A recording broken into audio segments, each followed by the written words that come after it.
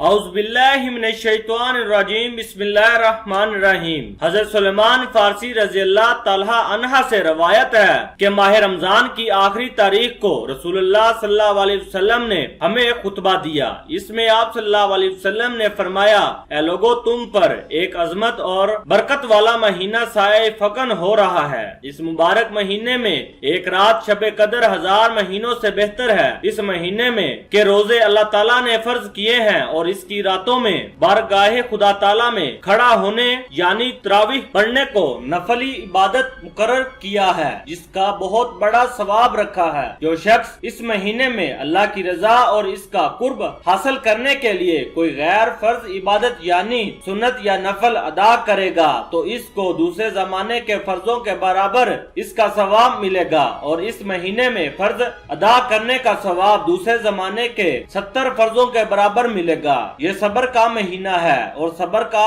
بدلہ جنت ہے۔ یہ ہمدردی اور غمگساری کا مہینہ ہے، اور یہی وہ مہینہ جس میں مومن بندوں کے رزق میں اضافہ کیا جاتا ہے۔ جس نے اس مہینے کو کسی روزے دار کو اللہ کی رضا اور ثواب حاصل کرنے کے لیے افطار کرایا تو یہ اس کے لیے گناہوں کی مغفرت اور آتش دوزخ سے آزادی کا ذریعہ ہوگا، اور اس کو روزے دار کے برابر ثواب دیا جائے گا، بغیر اس کے کہ روزہ دار کے ثواب میں کوئی کمی کی جائے۔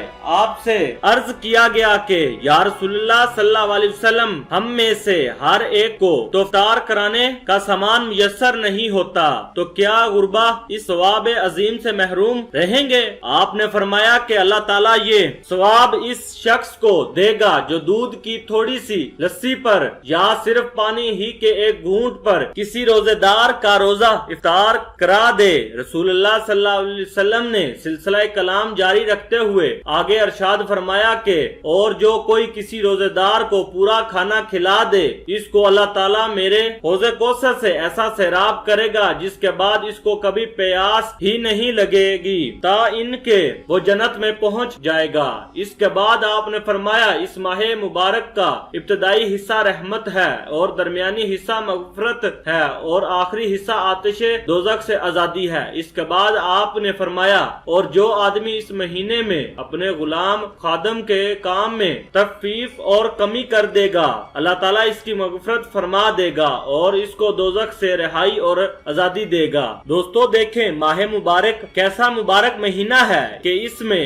ہر فرض کا ثواب 70 فرضوں کے برابر ہے اور ہر نفل عبادت کا ثواب فرض کے برابر ہے۔ یہ صبر و غمگساری کرنے کا مہینہ ہے۔ روزہ افطار کرانا گناہوں کی مغفرت اور دوزخ سے آزادی کا ذریعہ ہے۔ نیز روزہ کھلوانے سے جس کا روزہ کھلوایا ہے اس کے روزے کے برابر روزہ کھلوانے والے کو ثواب ملتا ہے، اور پیٹ بھر کر کھانا حوض کوثر سے جام کوثر نصیب ہونے اور جنت ملنے کا ذریعہ ہے۔ اس ماہ کا ہر عشرہ خاص اہمیت کا حامل ہے، چنانچہ پہلا عشرہ سراسر رحمت اور دوسرا عشرہ دنوں رات مغفرت کا عشرہ ہے، اور آخری عشرہ دوزخ سے آزادی کے لیے ہے۔ اس لیے اس ماہ کی دل و جان سے قدر کریں اور تمام فضائل حاصل کرنے کی فکر کریں، ورنہ گیا وقت ہاتھ نہیں آتا۔ جو کچھ حاصل کرنا ہے جلدی کر لیں، ورنہ آخرت میں پچھتانے سے کچھ نہ ہوگا۔